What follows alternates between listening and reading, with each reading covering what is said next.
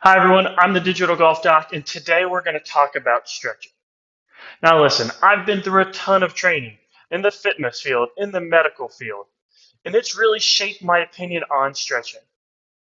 How to make it most effective, what most people are typically doing wrong, and how to correct that.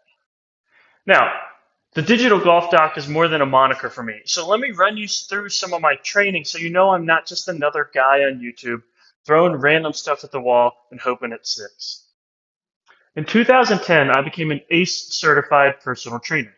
Then in 2015, I earned my bachelor's in exercise and movement science.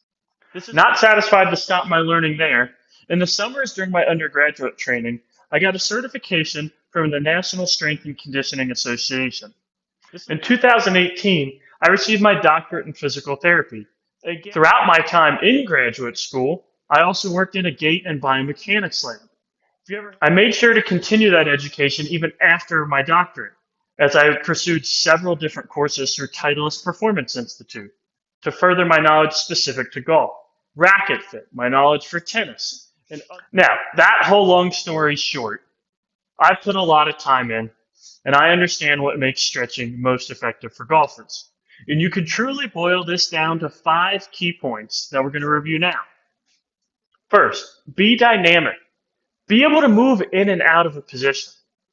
Think about it. Do you think something like this is really going to improve with a movement like this? It just doesn't make any sense. So we need to substitute that static stretching movement for something more dynamic. For example, this movement. The second thing we want to focus on is finding that challenging position and maintaining or holding it there. So in regular stretching, a lot of people will use a strap or something to pull their limb into position, an external force. What I'm saying is instead, put yourself in the difficult position. Maintain control there. The effort is going to be much higher, but so will the payoff. The third step is to control your breathing. There's a reason something like yoga has been recommended for mobility training for every athlete in every sport. Because one of the things they emphasize is the control of your breath. The position should be challenging, but not so challenging that you can't breathe and your face is turning red. You've got to find an appropriate level of challenge, one you can still expand your lungs and take a nice full inhale.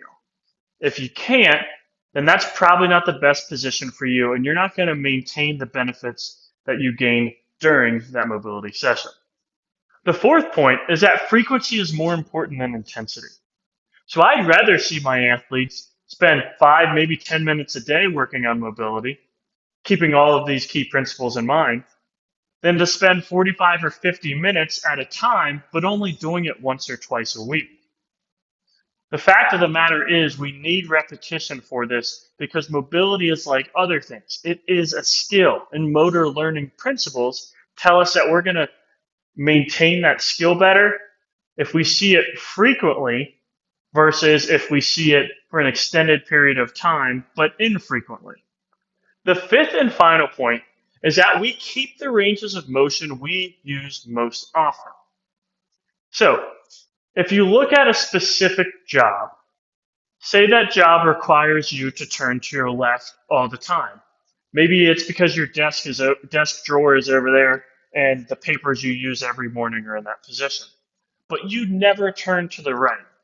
Which motion do you think you're going to be better at 10 years from now? Probably the left turning motion because you're getting more repetitions. So you've got to train the motions you want to be good at.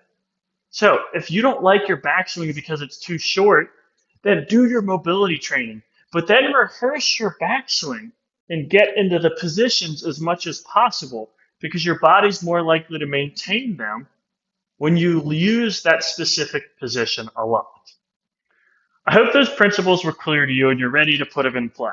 If not, I created another video with a bunch of examples. It's called Stretch This, Not That, where we're going to walk through an old static stretch that's probably ineffective and a dynamic alternative targeting the same tissue. And that should help you learn to apply these principles in real time. If you would prefer to just put on a video, and follow it like a yoga class, check out these playlists because they'll give you follow alongs and you can take the whole thinking out of the equation. Thanks for joining me today, everybody. If this was helpful, please like and subscribe this video. And if you have questions, leave them in the comments below, whether it's now or later. Have an awesome rest of your day and go improve that golf mobility.